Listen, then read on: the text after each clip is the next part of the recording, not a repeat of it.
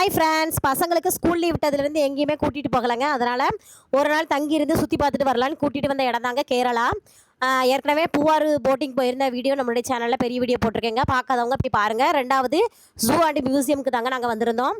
டிக்கெட்டை வாங்கிட்டு உள்ளே நுழைஞ்சாச்சிங்க. உள்ளே போனோடனே முதல்ல பார்த்த அனிமல்ஸு முதல்ல தாங்க எமாம்பரிசுக்கு இருக்குது பாருங்கங்க. பார்க்கவே பயங்கரமாக இருந்துச்சு. ஆனால் உயிரோட தான் இருக்கா இல்லையான்னு தெரியல. எந்த அசைவுமே இல்லாமல் அப்படியே கிடந்துச்சுங்க. தண்ணியில் கிடக்கிறது மட்டும் கொஞ்சம் லைட்டாக மூவ் ஆகிட்டு இருந்துச்சு.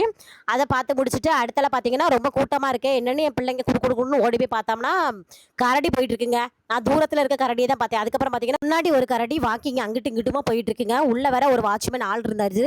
அவரையும் ஒன்றுமே செய்யலைங்க. ஏற்கனவே அந்த கரடிக்கும் இந்த வாட்ச்மேன் ஆளுக்கும் நடுவில் ஒரு பள்ள மாதிரி பெருசாக போட்டிருந்தாங்க.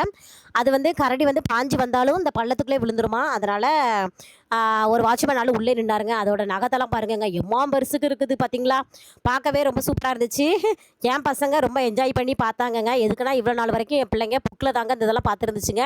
இப்போ தான் ஃபஸ்ட் டைம் நேரில் பார்க்குறதுக்கு அனிமல்ஸ் எல்லாத்தையுமே. அதனால் இப்போ ரொம்ப சந்தோஷமாக உட்காந்து பார்த்துக்கிட்டு இருந்துச்சுங்க எல்லா அனிமல்ஸையும். அதுக்கப்புறம் பார்த்தீங்கன்னா ஆமை, ஒரு கூண்டுக்குள்ளே ஆமை கிடந்துச்சுங்க. அதுக்கப்புறம் பார்த்தீங்கன்னா குரங்கெல்லாம் நிறைய இருந்துச்சு. குரங்கோட ஃபேஸ் மட்டும் கருப்பாக இருந்துச்சுங்க. உடம்பெல்லாம் வேறு கலரில் இருந்துச்சுங்க. கொஞ்சம் டிஃப்ரெண்ட்டாக இருந்துச்சு. அதை பார்த்து முடிச்சுட்டு அடுத்தால பார்த்தீங்கன்னா நெருப்பு கோழிங்க. நெருப்பு கோழியா என்னதுன்னு தெரியல. உங்களுக்கு தெரிஞ்சால் கொஞ்சம் சொல்லுங்கள். கொஞ்சம் ஒசரமாக தாங்க இருந்துச்சு.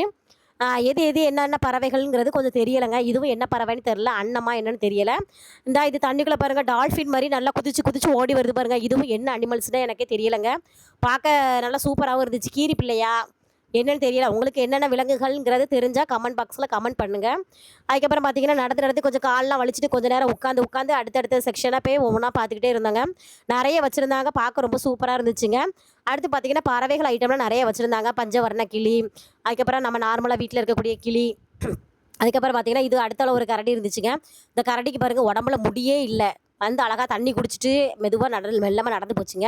அதுக்கப்புறம் பார்த்தீங்கன்னா இது கிருணி பழம் மாதிரி இருந்துச்சு. இது என்ன காயின்னு தெரியல. தெரிஞ்சால் நீங்கள் பதில் சொல்லுங்கள் ஃப்ரெண்ட்ஸ். அடுத்தால பார்த்தோன்னா சிங்கம் தாங்க இருந்துச்சு. சிங்கம் உங்க திருமுகத்தை ஒரு முகமாக திருப்புங்க. பாக்குறதுக்காக ஐயா காலையில இருந்து இந்த வீடு பூரா லோலோன்னு திரிஞ்சு காலுகையெல்லாம் அசந்து போய் வந்திருக்காருமா. லேசா உங்க முகத்தை கொஞ்சம் திருப்புங்க. திருமுகத்தை ஒரு முகமா திருப்புங்கோ. இங்க கொஞ்சம் திருப்புங்கோ.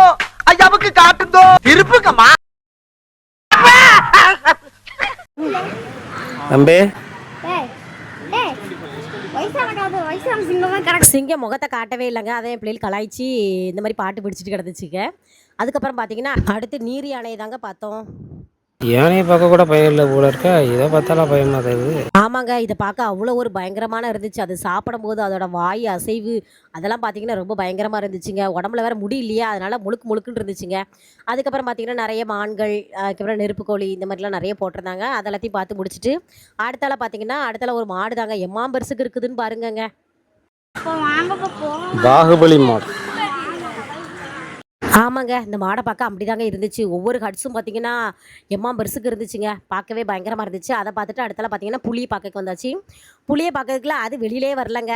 உள்ளுக்குள்ள மரத்தடிக்கில் போய் கிடந்த மாதிரி உள்ள தள்ளி கிடந்துச்சு. வெளியில் வரும்னு நாங்களும் ஒரு அரை மணி நேரம் கிட்ட வெயிட் பண்ணி நின்று பார்த்தோங்க. அதுக்கப்புறம் ரொம்ப நேரம் கழிச்சு தாங்க வெளியில் வந்துச்சு. அதை பார்க்குறதுக்கே ரொம்ப நேரம் ஆயிடுச்சுங்க.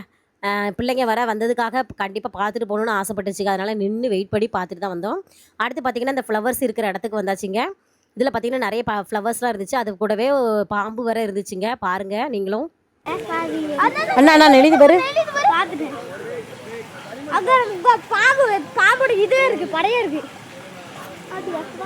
அடுத்த நெருப்புக்குள்ளேயே பாருங்க ஒரு ஆள் உசரத்துக்கு எவ்வளோ பெருசு இருக்குன்னு பாருங்க. அதுக்கப்புறம் பார்த்தீங்கன்னா பாம்பு ஐட்டம் தாங்க இருந்துச்சு. அதை பார்க்க பார்த்தீங்கன்னா இப்போ பாருங்க. இப்போ சொல்லுங்க.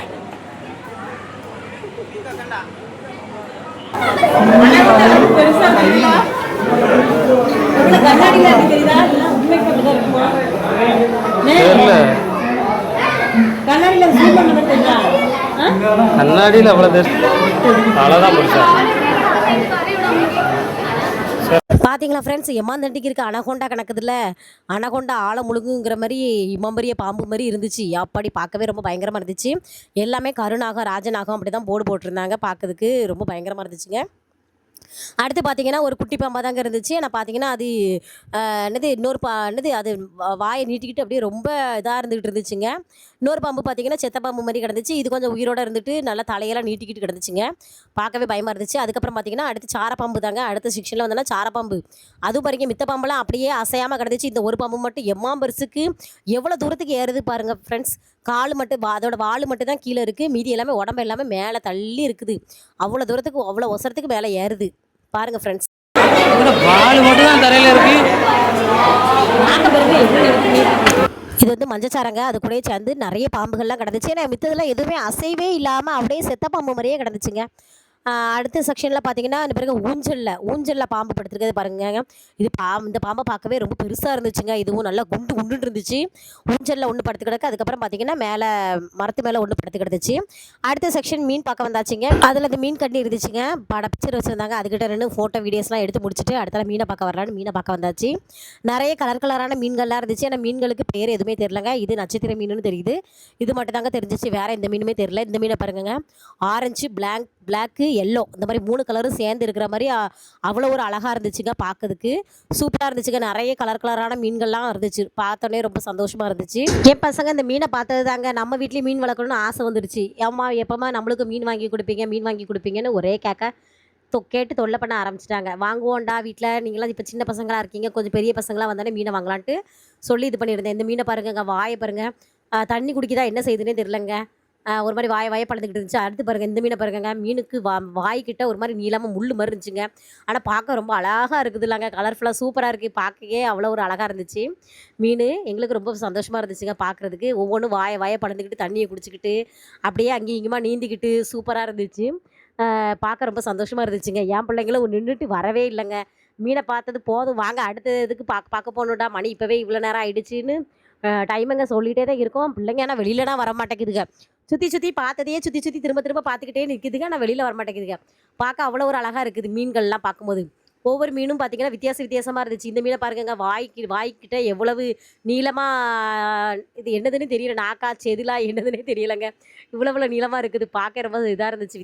வித்தியாசமான மீன்கள்லாம் இருந்துச்சுங்க. இந்த மீனை பாருங்க, எவ்வளோ பெருசு இருந்துச்சு, நல்லா நீளமாக இருந்துச்சுங்க இந்த மீன். அதோட கண்ணு இதெல்லாம் பாருங்கள், பல்லெல்லாம் பாருங்கங்க, ரொம்ப பெருசாக இருந்துச்சு. மீனும் நல்லா பெரிய மீனாக இருந்துச்சுங்க பார்க்கறதுக்கு. அது உள்ளுக்குள்ள தண்ணி எல்லாம் நல்லா வச்சு விட்டு நல்லா அழகாக இது பண்ணியிருந்தாங்க. அந்த கல் இதெல்லாம் கலராக போட்டிருந்ததுனால அது பார்க்கவே ரொம்ப கலர்ஃபுல்லாகவும் ரொம்ப அழகாகவும் இருந்துச்சுங்க பார்க்க. பிடிச்ச மாதிரி இருக்கா? மீனை பிடிச்ச மாதிரி இருக்காடா. மீன் தொட்டிக்கு வெளியில் நான் கையை வச்சுட்டு மீனை பிடிச்ச மாதிரி இருக்காங்க, எனக்கு ஃபோட்டோ எடுக்குங்க அப்படின்னு சொல்லிட்டு இருந்தேன் எங்கள் வீட்டுக்காரங்க கிட்ட. அதுக்கப்புறம் பார்த்திங்கன்னா நிறைய மீன்கள்லாம் கிடந்துச்சு. கலராக எந்த மீனுக்கெலாம் பேர் என்னன்னே தெரிலங்க. நான் உள்ளே நல்லா அழகாக தண்ணியெல்லாம் இது பண்ணி நல்லா அதுக்குன்னு டெக்கரேஷன் பண்ணி அதுக்குண்டான இதுகள்லாம் போட்டு நல்லா சூப்பராக வச்சுருந்தாங்க. பார்க்க ரொம்ப அழகாக இருந்துச்சுங்க. இது ஒரு பால்ஸ் மாதிரி இருந்துச்சு. அது உள்ளுக்குள்ள இருந்து தண்ணி அப்படியே பபுள்ஸ் மாதிரி அப்படியே வர்ற மாதிரி இருந்துச்சுங்க. இந்த மீனை பாருங்க எப்படி இருக்குன்னு பாருங்கள், பயங்கரமாக இருந்துச்சு. ரொம்ப பெரிய மீனாகவும் இருந்துச்சு. அதை வாயை பாருங்க, அப்படியே வாயை ஆன்னு பொளந்து இது பண்ணிக்கிட்டு நீச்சல் அடிச்சுட்டு கிடந்துச்சு. பிளாக் கலரில் இருந்ததுனால பார்க்கவே ரொம்ப ஒரு மாதிரி இருந்துச்சு. இந்த மீனை பாருங்க, அடுத்தால தண்ணியை குடிச்சிட்டு வான்னு வாய் மட்டும் நல்லா பழந்துக்கிட்டு இது பண்ணிக்கிட்டே இருந்துச்சு. அழகாக நல்லா ஸ்விம்மிங் பண்ணிட்டு கிடந்துச்சுங்க. பார்க்க ரொம்ப சந்தோஷமாக இருந்துச்சு. என் பிள்ளைங்க பார்த்துட்டு வெளியிலே வரலங்க. இப்படியே நின்று பார்த்துக்கிட்டு இருந்தீங்கன்னா பீச்சுக்கெலாம் போக முடியாது அப்படின்னு சொன்னேன் தான். இல்லைம்மா நாங்கள் வரோமான்னு சொல்லி 2 பேருமே அதுக்கப்புறம் வெளியில் ஓடிட்டாங்க. வெளியில் வந்து பார்த்தா மணி 6:30 கிட்ட ஆகிடுச்சுங்க. இருட்டாக ஆரம்பிச்சிருச்சு. அதுக்கப்புறம் கோபுரம் பீச்சுக்கு தாங்க நாங்கள் கிளம்புனோம். போகிற வழியில் ஒரு ஜூஸை குடிச்சிட்டு போகலான்னு கிளம்பியாச்சுங்க.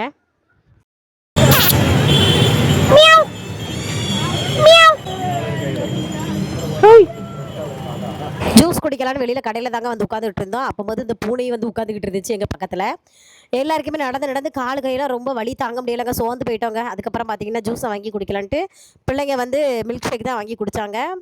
நாங்கள் வந்து டெண்டர் கோகோனட் வாங்கி குடித்தோம். நானும் எங்கள் வீட்டுக்காரங்களும் குடிச்சு முடிச்சுட்டு அதுக்கப்புறம் அங்கேருந்து நேராக கோவளம் பீச்சுக்கு தாங்க கிளம்பியாச்சு. கோவளம் பீச்சில் பார்த்திங்கன்னா ரொம்ப கூட்டம்லாம் இல்லை, பரவலமாக தான் ஆட்கள்லாம் இருந்தாங்க. அதுக்கப்புறம் பார்த்திங்கன்னா பக்கத்தில் கடைகள்லாம் இருக்குன்னு பார்த்திங்கன்னா கடைகள் எதுவுமே இல்லைங்க, தள்ளி தாங்க கடைகள்லாம் இருந்துச்சு. பீச்சு பக்கத்துலேயே கடைகள்லாம் எதுவுமே இல்லை. பிள்ளைங்க வந்து முதல்ல யாருமே குடிச்ச மாதிரி தெரில கடலில், அதனால் பிள்ளைங்களும் சும்மா தான் நின்றுட்டு இருந்துச்சுங்க. காலை மட்டும் நினச்சிக்கிட்டு இருக்கமா அப்படின்னு நினச்சிக்கிட்டு இருந்துச்சு. அது கொஞ்சமாக உள்ள நவுண்டு குளிக்கிற மாதிரியே ஆகிட்டாங்க. அலைகளும் பெரிய அலைகளாக வந்ததுனால மேலெல்லாம் நனைஞ்சிருச்சு. இவங்க குளிக்கிறத பார்த்து மித்த பிள்ளைங்களும் குளிக்க ஆரம்பிச்சிட்டாங்க. அதுக்கப்புறம் குளிச்சு முடிச்சுட்டு ட்ரெஸ் எல்லாம் மாற்றிட்டு அதுக்கப்புறம் வயிறு பசிக்குன்னு சொல்லிட்டு இருந்தாங்க பிள்ளைங்க. ஏதாவது சாப்பிட்லான்னு பார்த்தாங்க அங்கே ஹோட்டலில் இருந்து வெளியில் சேர் டேபிள்லாம் வெளியில் எடுத்து போட்டு இந்த மாதிரி கடல் அலையை ரசிச்சுக்கிட்டே சாப்பிட்ற மாதிரி வெளியில் கொண்டு வந்து போட்டிருந்தாங்க. அதில் நடுவில் கேண்டில்லாம் வச்சுருந்தாங்க. ஒரு பார்க்கவே ரொம்ப அழகாக இருந்துச்சுங்க. நாங்களும் இதில் உட்காந்து சாப்பிட்டோம் பார்த்துக்கோங்க. நாங்கள் ஒரு சிக்கன் சூப்பும் சிக்கன் சாண்ட்விச் தாங்க வாங்கி சாப்பிட்டோம். அதுக்கே 360 ரூபா பில் ஆயிடுச்சு. அதை வீடியோ எடுக்க முடியல.